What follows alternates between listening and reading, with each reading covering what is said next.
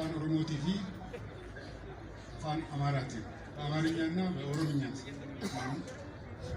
የቀረበው የወጣ ደግሞ በጣም አጭር እና በአጣዳፊ ሁኔታ ተዘጋጀ ታዳምጡ። ሴና ገባባ ዶክተር ከበጃ አርቲስት አሊ ብራ ኦዳ ጉዲች አርቲ አፍሪካ መቃን ኢሳ ከንጀል ቀባ አሊ መሐመድ መቃን ሞቲ አርቲ ተውሳቲን ኢትቲን ቤከሙ አሊ ብራ ከንቴ ፊ ወረ ሰት ዲያተኒን አዴሮ ጀደሜ ወልዋመኑ ዶክተር ከበጃ አሊ ብራ ካይሳ ኮ መሐመድ ሙሳ ፊ አዴሳ አዴ ፋጡማ አሊራ ከለኮስ ኢትዮጵያዳ ጀጫምሳዳ በረክ ለሰገል አፍርታም መጋላ ድሬዳዋ ገንደ ቆሬት ተላተ አሊ ብራ በርኖተ ኢሳ አፋን አረባ ፊ ቁርአን በረቹዳን ኤገሌ በርኖታ ኩታ ቶኮፋ መነ በርኖታ መድረሳ ጀዲዳ ሙፊ መነ በርኖታ ኡልሙኮን እንጀደሙቲ አቹማ ድሬዳዋት በረተ التانسيتيس صدركا لما فأمو فنفني مربط موتا خاتي برالتي براتي إيجا أمريكا ديمو كاليفورنيا كوليجي سانتا مونيكا تيف وكما موسيقى براتي إبفن أبانا ليرا إلمي ساني براتي مكانيك أكتاوف أواكم ترندوس inni garuu ijoollummaan eegalee fedhii ispoortii fi muuziqaadhaa kan qabu nama yeroo baay'ee fiilmii ilaaluu jaalatu ture. Akka lakkoofsa Itoophiyaa bara 1954 seenaa aartii ammayyaa Oromoo keessatti boqonnaa addaa kan bane baandii Urjii Baqqalchaa qaama sochii qabsoo afran qalloo ta'e hundaa'uun Alii Birraatiif carraa addaati uume. hawwii fi fedhii isaa guuttachuufis qaraabaniif baandiin Urjii Baqqalchaa kan hangafootaa yoo ta'u baandii hiriyaa jaalalaa immoo gaaddisa baandii Urjii Baqqalchaa jalatti kan artistoonni jala itti guddatan ture. Alii Birraatis miseensa baandii hiriyaa jaalalaa ta'e ogummaa umrii guutuu uummata isaa ittiin tajaajile tokko jedhee jalqabe. Baruma aartii jalqabe san sagantaa tokko irratti baandii Urjii Baqqalchaa wajjin wallee isaa tan jalqabaa birraadhaaf baree jettu wallise. Sirbi isaatii fi sagaleen isaa baay'ee jaalatameef.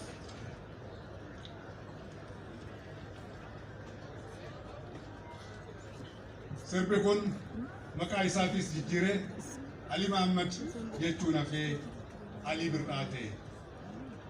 Walleen yookiin sirbi Alii Birraadhaa gaafa daa'ima birraadhaaf bareedee wallise kunis aadaa fi aartii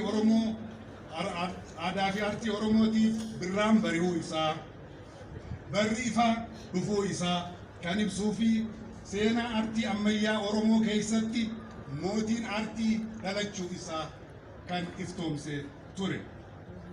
Akkasuma kanaan aartist Alii Birraa baandii hiriyaa jaalalaarraa gara baandii Urjii Baqqalchaa ol guddatee jaalalaa fi kabajaan simatamee guddadhu jedhamee eebbifamee artistoota gurguddoo akka Dooktara Kabajaa Alii Shakkoo fa'aa wajjin wallisuutti fufe. Mala haara jalqabe kanaanis aartii ammayyaa Oromoo bu'uureessee ijaaree guddisee dagaagsee sadarkaa fiixeerraan gahee ofiifis Baqqalchaa aartii Oromoo ta'ee dukkana uummata keenyarra ture gara ifaatti jijjiiruuf qooda guddaa gumaache. Magaalaan Dirreedhawaatis qaanqee aartiin ammayyaa Oromoo itti qabsiifame jiddugala qabsoo akka taatu shoora guddaa taphate. Dooktara Kabajaa Alii Birraa hiriyoota isaa wajjin Harargee keessa iddoo adda addaa naannawee agarsiisa muuziqaa uummataaf dhiyeessaa eega ture booda waamicha kabajaa Jibuutiirraa baandii Urjii Baqqalchaatiif dhufeen isaa fi hiriyoonni isaa gara Jibuutii deemuuf agarsiisa muuziqaa biyya alaatti yeroo jalqabaatiif dhiyeessuuf akka hayyamamuuf gaaffiin mootummaaf dhiyeessu fudhatama waan dhabeef hayyama mootummaatiin ala gara Jibuutii imaluuf dirqaman. Imalli kunis Alii Birraa imala kanaanis Alii Birraa daangaa Jibuutitti qabamee ji'a tokko hidhame. Gaafa agarsiisa muuziqaa Jibuutitti xumuranii deebi'an ammoo Alii Birraa fi hiriyoonni isaa hundi hiriyoonni baandii Urjii Bakkalchaa hundi hidhaadhaaf saaxilaman. Isaan keessaa haala adda ta'een Alii Birraadhaa namoonni isa gaafatu baay'ee waan tureef akka gara biraatti galuusaa akka carraa guddaatti fudhatee itti fayyadame. Gitaara qabatee sirbuudhaan Finfinnee keessatti yeroo gabaabaatti beekamtii olaanaa gonfate. Achumaan orkeestiraa Kibuur Zabanyaa keessa yeroo dheeraadhaaf artistoota beekamoo akka Xilaahun Gassasee, Mahmud Ahmed, Buzunesh Baqqalaa fa'aa fi kanneen fakkaatan wajjin tajaajilee jira. Tajaajila kana booda haalli ture waan ittiin toliniif kana booda deebi'ee muuziqatti hin deebi'u jedhee murteeffatee harka maratee taa'e. Yeroo kana hoogganoonni kubbaaniyyaa baabura lafaa Itoophiyaa Idris Abdullee fa'aan warri afran qalloo baandii kanas duranis moggaasan hundeessan gara Awaash dhaqee makaanika bishaanii motora bishaanii ta'ee akka tajaajilu hojii uumanii fi Awaashitti galee achi ture. Haa ta'u malee nama artiif uume waan tureef artirraa fagaachuun baay'ee isa rakkise. Waan ta'eefis Finfinneetti deebi'ee ergama artummaa isaa uumamaan kennameefiin uummata tajaajiluu itti fufe. Akkasuma kanaan adeeroo Alii Birraa seenaa artii Oromoo keessatti magaalaa Finfinneetti baandii ammayyaa afaan Oromootiin tajaajilaa ture. Baandii Aduu Birraa jedhamu hundeessuudhaan iddoo bashannanaa afaan Oromootiin tajaajilu yeroo jalqabaatiif uumee hojii jalqabsiise. Baandiin Aduu Birraa kunis baay'ee jaalatamaa ture. Kanaafis gaheen Alii Birraa baay'ee guddaadha ture. Sana booda baandii kana hiriyoota isaatiif dhiisee Finfinnee keessatti Ibex Band, Itoostar Baandii fi baandiilee ammayyaa hedduu wajjin hoteela The Afrique, Ras Hotel, Raambee, Hiltanii fi iddoolee kabajaa guguddoo irratti muuziqaa yookiin naayit kilabii warra jedhaman fa'aa wajjin hojjechuudhaan hojii guddaa hojjete.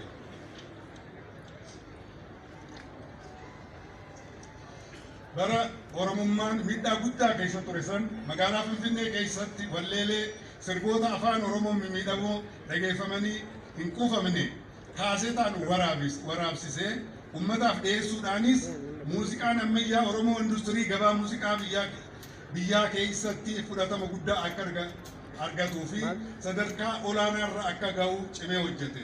Sirboota bara san ummataaf dhiyeessaa tureen sagalee ummata keenyaa kan ukkamamee turee fi kan ukkamamee ture ifatti baasu sirboota hawwatoo fi jaallatamoo onnachiisoo fi gammachiisoo baasuudhaan akka biyyaatti artistii hiriyaa hin qabne ta'aa dhufe. Artistoota jalaa dhufaniifis fakkeenya guddaa ta'e. Artist Alii Birraa qabsaa'aa hangafa goota olii falmaa mirga namoomaa fi abokaatoo haqaa ta'uudhaan Oromummaan akka dagaagu uummanni keenya akka ol baratu miidhaan isarra gahaa tures addunyaatti akka dhaga'amu adda durummaan qabsaa'aa ture. Meeshaa muuziqaa fi sagalee isaa akka meeshaa qabsootti fayyadamuudhaan karaa nagaatiin lolee lolchiise, qabseesse. Roorroo Oromoo irratti gahaa ture dura dhaabbatee falme. Uummanni keenya mirgaa fi bilisummaa isaa akka falmatu kakaase. Sagalee haqaa fi bilisummaa uummata keenyaa ta'ee tajaajile. Artii Oromoo fi Itoophiyaa sadarkaa olaanaarraan ga'uudhaafis qooda murteessaa gumaache. Artist Alii Birraa artistii Oromoo Itoophiyaa fi Afrikaa ogeessa hiraa hin qabne ta'uusaa hojii umurii isaa guutuu hojjeteen ifatti agarsiisee jira. Saboota Itoophiyaa walitti dhiyeessuu fi tokkoomsuuf qabsaa'ee jira. Bara Itoophiyaa keessatti loogii fi walqoodinsi babal'aan jalqabe keessatti uummata Oromoo tokkoomsuu fi wal jaalala uummatoota biyyatti jidduutti cimsuudhaaf haati teenya takka maaltu addaan nu baase jedhee wallisuudhaan sagalee tokkummaa ol fudhatee dhageessise.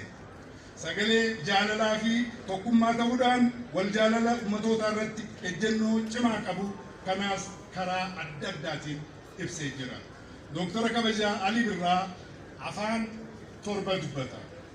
Afaanota 6 jechuunis afaan Oromoo, afaan Amaaraa, afaan Hararii, afaan Somaalee, afaan Arabaa fi afaan Suwiidiniin sirbee jira.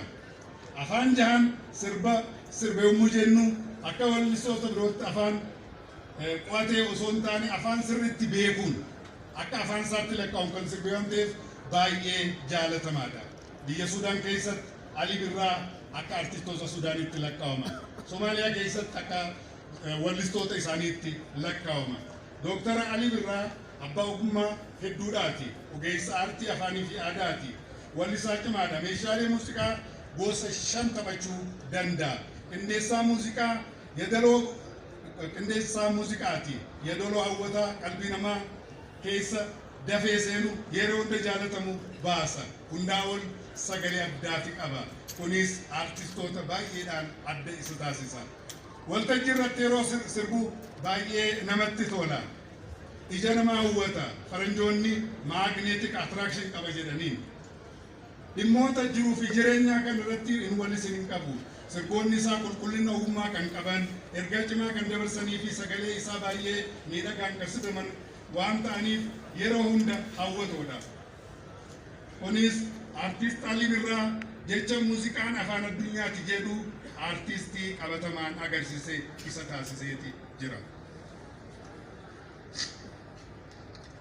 Akka waliigalaatti Dooktara kabajaa Alii Birraa sirboota 267 sirbee jira. Sirboonni isaa hundinuu jaalatamoo fi hawwatoodha. Sirboota hin dulloomnee fi yeroon ittiin dabrine kan yeroo hunda dhageeffatamu. Muuziqaan isaa daangaa yeroo cabsee dhaloota irraa dhalootatti darbaa bara baraan kan jiraatudha. Sirboonni isaa jaalatamoo fi hawwatoo waan ta'aniif artistoonni Oromoo afaan Oromoo hin beeknes baay'een itti fayyadamu. Kilaboota muuziqaa hunda keessatti sirbi isaa baay'ee barbaadamaadha. Sirna cimaa fi sagantaa adda addaa miidhagsuufis hundaa ol filatama. Namni akka Alii Birraa baay'eedhaa miti. Jaarraa tokko keessatti al tokko mul'ata. Adeeroon nama akkasiiti. Nama addaa kan yeroo gabaabaatti nama isa fakkaatu argachuun hin danda'amnedha. Dooktara kabajaa jaalatamaa fi kabajamaan artist Alii Birraa biyya itti dhalate keessatti uummata irraa dhalatee fi isa guddiseef qabsaa'uu fi sagalee uummata ukkaamamee ta'ee tajaajiluu isaatiif osoo kabajaan isaaf maluu humnoonni mootummaa bara sanii ija hamaan waan laalaniif yeroo baay'ee dararaa guddaaf saaxilameeti ture. Waan ta'eefis haadha warraa isaa yeroo sanii addee Birgitaa Aastroom tan lammii Suwiidin taatee fi Itoophiyaatti dippiloomatii biyya ishee taatee hojjechaa turte tan yeroo ammaa lubbuun hin jirre wajjin bara 1977 biyyaa bahee gara Suwiidin godaane. Achi booda Suwiidin Ameerikaa fi Saawud Arabiyaa keessa jiraachaati ture. Sana booda immoo Kaanaadaatti galee hamma gara Itoophiyaa deebi'ee dhufetti Kaanaadaa keessa waggaa dheeraadhaaf jiraachaa ture. Achittis addee Lillii Maarqoos kan akka aadaa Oromootti moggaafamtee addee Lillii Birraa maqaa jedhamuun waamamtu wajjin bultii ijaaree hamma ammaa ishee wajjin jireenya gaarii jireenya jaalalaa jiraachaa ture. Yeroo biyya alaa ture keessattis hojii isaa itti fufuudhaan Ameerikaa, Awurooppaa, Awustiraaliyaa jiddugala bahaa keessa naanna'uudhaan biyyoota adda addaatti agarsiisa muuziqaa dhiyeessuudhaan ambaasaaddara Oromoo fi Itoophiyaa ta'ee maqaa uummataa fi biyya keenya sadarkaa olaanaan ol kaaseeti jira. Hawaasa diyaaspooraa yaaddoon biyyaa itti cimes bohaarsaa jajjabeessaa nama turedha. Alii Birraa mootiin aartii abbaan jaalalaa fi haqaa sagaleen uummata Oromoo fi saboota cunqurfamoo hunda nama gamna fageessee adu waan tureef yeroo biyyatti galuun barbaachisaadha jedhee amanetti gara biyyaatti deebi'ee uummata isaaf dheebotoo fi inninis baay'ee yaade jidduutti argamee jaalalaa fi kabajaan dabaalamee nagaa fi gammachuun biyya keessa jiraachaa ture. Odaa guddaa fakkeenya dhalootaa ta'ee artistootaa fi qabsaa'ota karaa dhugaatiin Oromummaa dagaagsuu fi biyya ijaaruu irratti bobba'an baay'eedhaa soratee jira. Alii Birraa abbaa mul'ataati. Gaafa Oromummaan dukkanaa ture keessatti karaan galma abbaa gadaa eessa jedhee sirba gaaffii cimaa kaasu sirbe. Erga sirba kana wallise waggaa dheeraa booda biyyatti deebi'ee gaaffiin isaa deebi'ee waan hawwee ijaan argee eebba galma abbaa gadaa irrattis argamee Oromoon ol ka'uu isaatis mataa ol qabachuu isaatis argee gammachuu fi injifannoodhaan uummata keenya tajaajilaa ture. Alii Birraa mootiin aartii keenya uumama isaatiin nama jaalatu hunda kabaju ija tokkoon laalu arjaa kanneen hin quufne gara laafaa fi taphataa kofalchiisaa hoosee gammachiisaa komeediyaanii jechuun ni dandama. Dooktar Alii Birraa abbaan aartii Oromoo Itoophiyaa fi Afrikaa hojii seena qabeessa ilmi namaa hundi jaalatuu fi ittiin boonu hojjechuu isaatiin sadarkaa addunyaatti beekamtii fi kabajaa olaanaa gonfatee jira. Akka addunyaatti hayyootaa fi ogeessonni muuziqaa baay'een hojii isaarratti qorannoo gaggeessanii jira. Akkasumas badhaasota lakkaa'amanii hin dhumne yeroo agarsiisa aartii argatu. Addatti badhaasa sadarkaa addunyaatti fudhatamaa fi kabajaa olaanaa qaban kanneen dhibbaa olitti lakkaa'aman biyyoota, mootummoota, dhaabbilee fi waldoota, yuunivarsiitotaa fi karaa adda addaatiin argateeti jira. Isaan keessaa akka addunyaatti aartistii urjii Afrikaa jedhamee Kaanaadaatti badhaafamuun isaa, Oromiyaa keessatti ammoo kabajamoo ministeera muummee Rippaabilika Federaalawaa Dimokiraataa Itoophiyaa kabajamoo Dooktar Abiy Ahmed irraa meedaaliyaa kabajaa olaanaa argachuun isaa mootummaa naannoo Oromiyaa irraa maqaa mootummaa fi uummata Oromootiin lishaanii olaanaa beekamtii olaanaa fi kabajaa guddaa akkasumas mana jireenyaa fi konkolaataa fi akkasumas deeggarsa adda addaa yuunivarsiitii Jimmaa fi Dirree Dhawaa irraa dooktara kabajaa argachuunsaa yuunivarsiitii Jimmaatti manni barnootaa muuziqaa maqaa isaatiin moggaafamuunsaa magaalaa Adaamaatti daandiin magaalaa Dirree Dhawaatti paarkiin maqaa isaatiin moggaafamuunsaa akkasumas dhaabbilee badhaasa adda addaa irraa badhaasa tajaajila olaanaa umrii guutuudhaa argachuunsaa kanneen fakkaatan akka fakkeenyaatti tuquu ni danda'ama. Dooktara kabajaa Alii Birraa waggoota kurnan dabran kana dhukkuba adda addaatiin miidhamaa kan ture ta'us rakkoo fayyaa isa mudate gargaarsa rabbiitiin mo'achaa dhibee isaatis wal'aanamaa fi obsee danda'a uummata booharsuu fi onnachiisuu cimee itti fufee ture. Waan itti cimeef biyya keessaa fi biyya alaatti yaalama erga ture. Booda Konkolleessa 27 galgala boqachuudhaan addunyaa kanarraa godaaneeti jira. Odaa guddaan aartii Oromoo Itoophiyaa Afrikaa kufee jira.